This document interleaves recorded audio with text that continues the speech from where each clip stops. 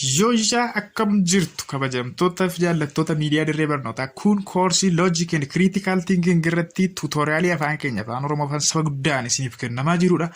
Tuutoriyaalii keenyaan ammoo gosa faalaasii ramaddii faalaasii sadaffaa irra geenyeerra jechuudha. Ramaddii sadaffaa faalaasiiwwan presumption kan jedhaman. Fallacies of Presumption. Gosoonni faalaasii kana faalaasiiwwan kanneen of jalaa qabu. Faalaasiiwwan arfan kana of jalaa qabu. Tokko, lama, sadi, afur. Tokko tokkoon kan wajjin laallu ta'a jechuudha. Garuu wanti wal isaan fakkeessu tokko jira. Isaanis akkuma qaasaa raawwatan presumptionidha. Presume wanta ta'e tokkotu jira jechuudha. Waan qabame tokko. Waan tilmaamame wayiiti jira jechuudha. Waan gaaffii barbaadu wayiiti jira. Waan gaaffiin arganne wayiiti jira. Kanatu wal isaan fakkeessa. To presume means to take something for granted. Argitanii? Presume jechuun qabu hambisu, keessaa hambisu, keessaa hir'isu jechuudha. To assume a given idea is as true while in fact not true. Idea yookaan yaada tokko akka dhugaa ta'etti assume gochuu, tilmaamu, yaadu. Garuu in fact, de facto, in fact, true jechuudha wanni sun. Ideyaan sun realitiin isaa true miti jechuudha. Sababii kanaaf fallacies of presumption kan uumaman jechuudha.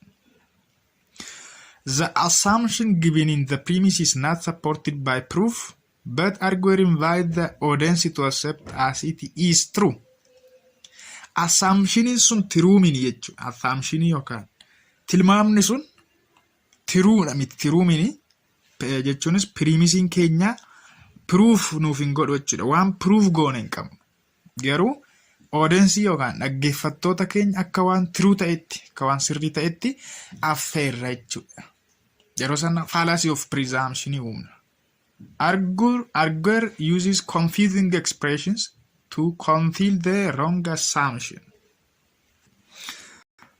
Agartanii akkuma jalqaba gaaf kaanu fallaasiin cheat gochuudhaan jecha laatiin fallacia jechuun cheat gochuu, goyoomsuu, hatu jecha hiikasii qabudha. Kanaaf argueriin sun confusing wordii fayyadameetu dhugaa isin dhoksuu barbaada jechuudha. To conceal the wrong assumption jechuun dhugaa assumption isaa sana irra dibu, assumption isaa sana dhoksuu barbaadetu confusing sin wallaalchiisa bitaa isinitti gala jechuudha. Fallaasiin kun akkuma jennee fallaasii afur of jalaa qaba. Kanaan booda egaa fallaasii afur qofannoof jechuudha gaafa tuutoriyaalii kana xumurru.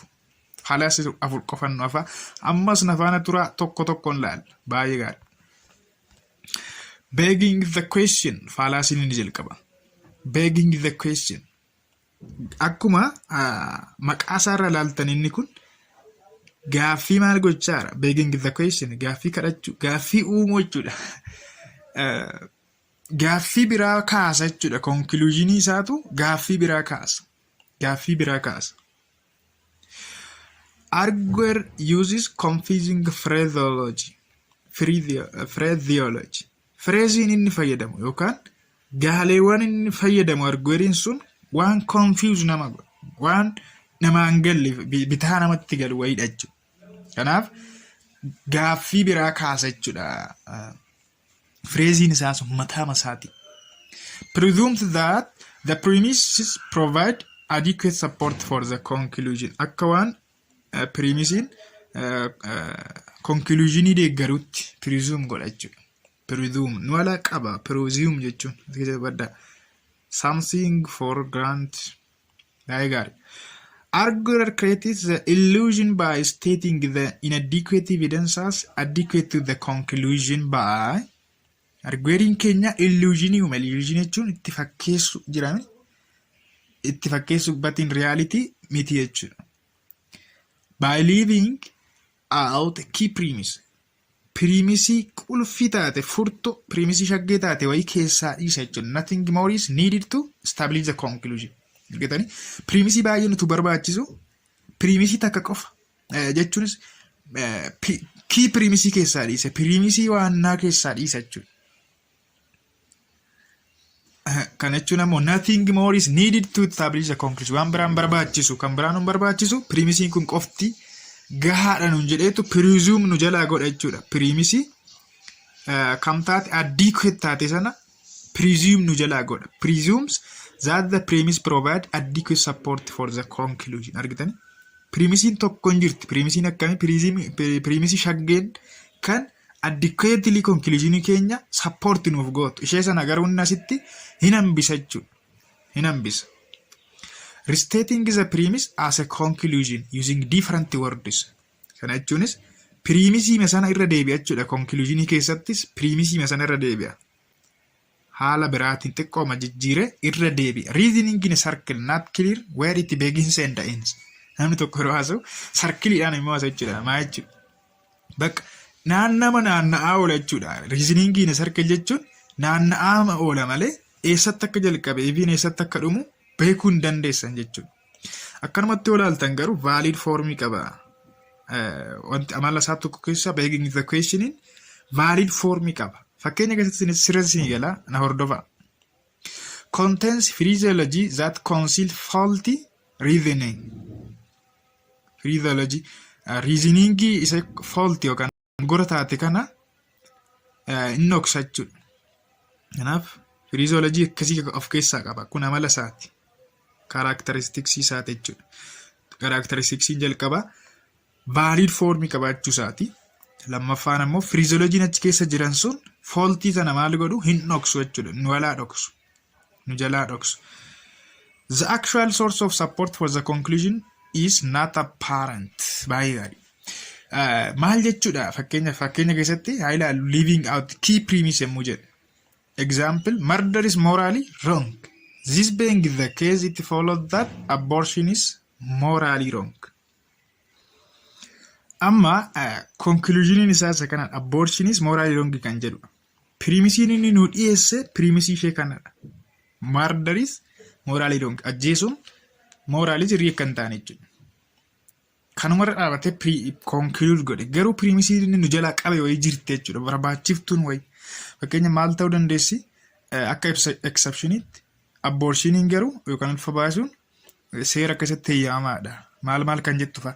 Argitee premise akkasii premise barbaachiftuu wayiitti jira ture. Isheen hambisee walumaa galaas keessatti gaaf conclude goonu gaa abortioniin wrong akkate maaliif abortioniinis lubbuu ajjeessuudha lubbuu baasuudha. Wal fakkeessa jechuudha argitanii fide. Kanaaf key premise wayii hambiseera jechuudha keessa. Key premise wayii hambiseera. Restating the premise as conclusion jemmuu jennu immoo maal jechuu keenya akkam godhe? Ne ilaala. Capital punishment is justified for the crimes of murder and kidnapping because it is quite legitimate and appropriate that someone be put to death for having committed such hateful and inhuman acts. Capital punishment. Firdii du'aa naanni kuni kiraamii akkamiitiif kan inni justified ta'e jechuun firdiin du'aa yakkoota akkamiitiif yakkoota akka crimes of murder and kidnapping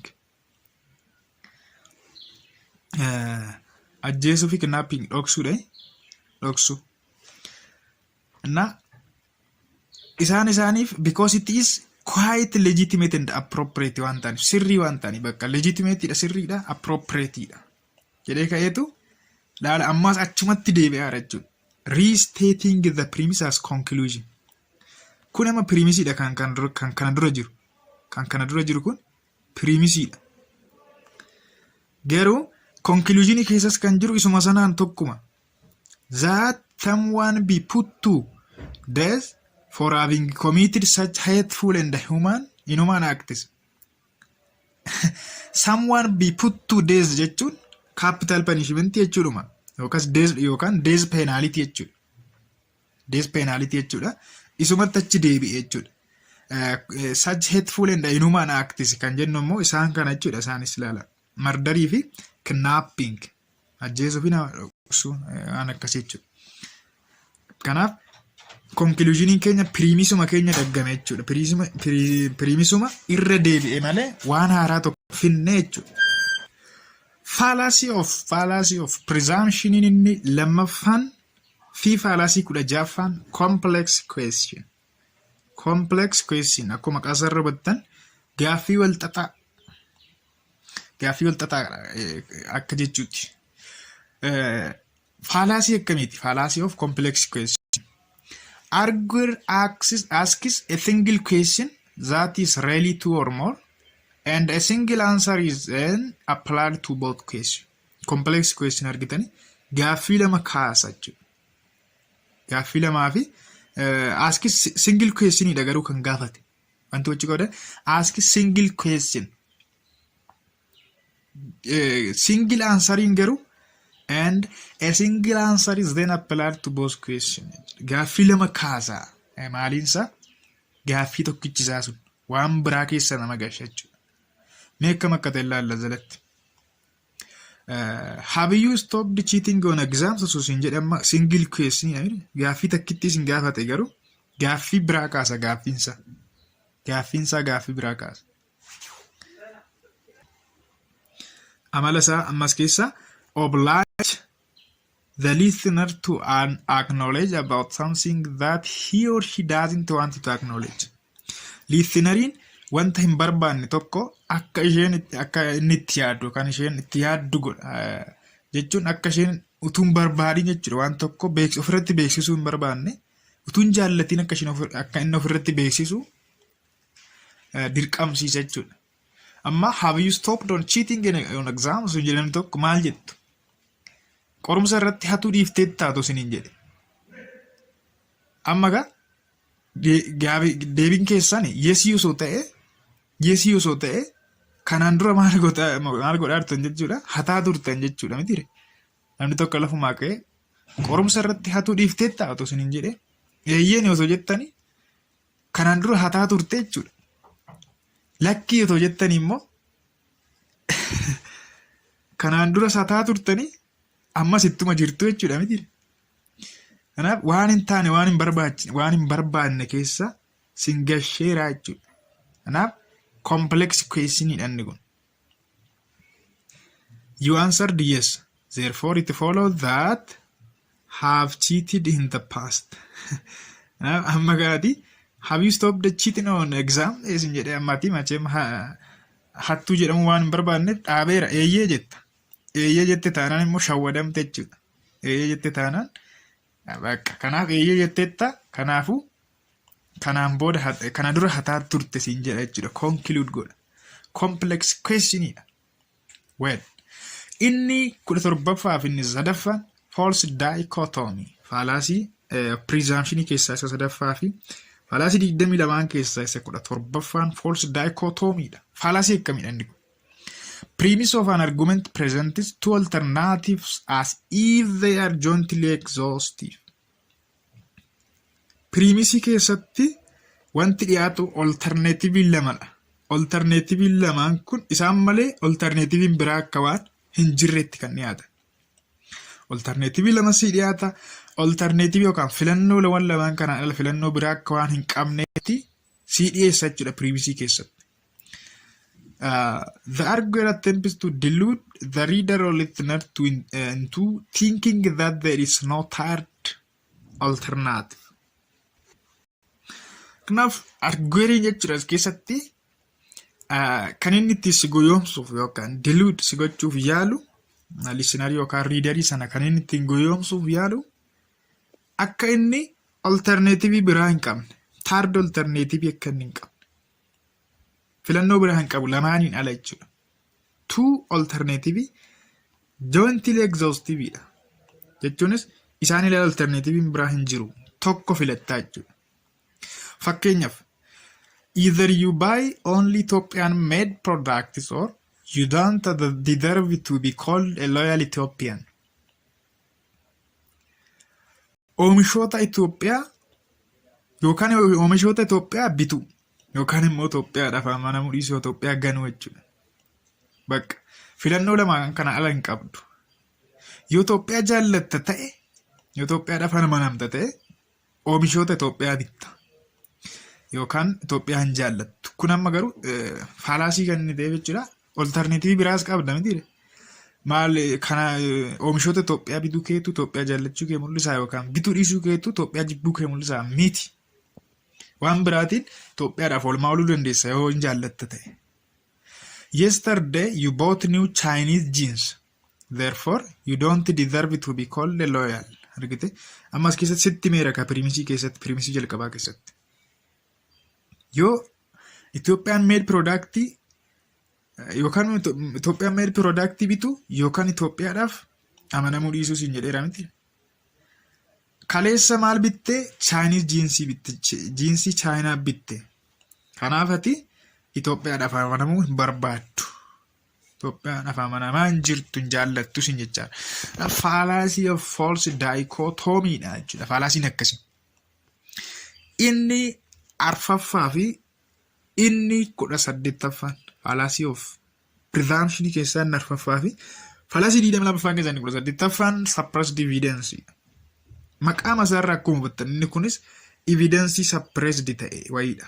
Yookaan ragaa maal ta'e? Ragaa cunqurfamaa. Ragaa ita cokkana. Ragaa cunqurfamaa jechuudha. Ragaa cunqurfamaa. Maaliif cunqurfamaa ta'e jettan maal laalla fakkeenya keessatti. Arguer draws conclusion by ignoring key premise that outweigh the conclusion. Premise barbaachiftuu ta'e tokkotu jira. Premise sun immoo conclusionii keenyarraa kan caaltu outweighs kan miijana kaastu wayi. Jechuunis premise inni dhiyeesse sanirraa premise inni dhiyeesse sanirraa premise miijana kaaftu wayititu nu jalaa hafa. Ishii ignore godhe jechuudha ka argueriin keenya. It works by creating the presumption that the premises are both true and complete, then in fact they are not true. In fact they are not. Presumption akkamitti dhiyeessa? Premisiin kuni dhugaadha fi guutuudha, completeedha. Kanaan booda kan biraan barbaachisu jechaadha. Garuu premisiin sun dhugaa miti. Kan inni dhiyeessan otoo hin taane premisii barbaachiftuu wayititu hafe. Baay'ee gaarii.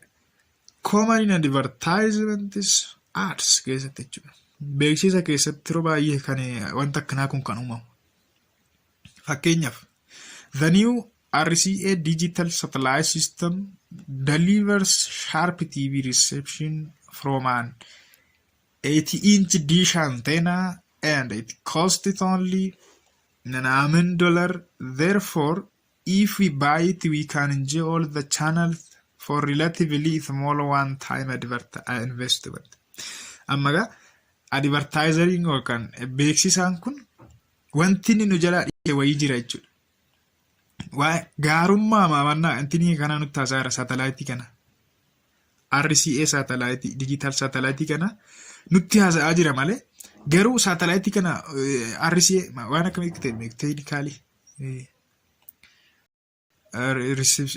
receptarii natti fakkaata. Innaa utuu binne miidhaa biraa qabaachuu danda'a. Miidhaa cimaa tokko jechuudha. Balaa cimaa tokko nurraan geessuu danda'a. Isa sana nu jala hambise jechuudha. Malee gaarummaa masaa nutti haasa'aadha amma wayii. Baay'ee garagaltuu isaas ta'uu danda'a. Hamaa isaa jechuunis waanuma gadhee isaa qofa nutti haasa'uu danda'a. Fakkeenyaaf fakkeenya salphaa tokko kaasuuf waa'ee namni tokko waa'ee maalii isin jedhu waa'ee Tigraay. Waa'ee Maqalee isinitti haasa'a. Maqaleen magaalaa bareedduu manneen ishee warqii irraa kan ijaaramu maal isin jedha. Garuu wanti inni isin dhokse tokko jira. Ignoring key premise.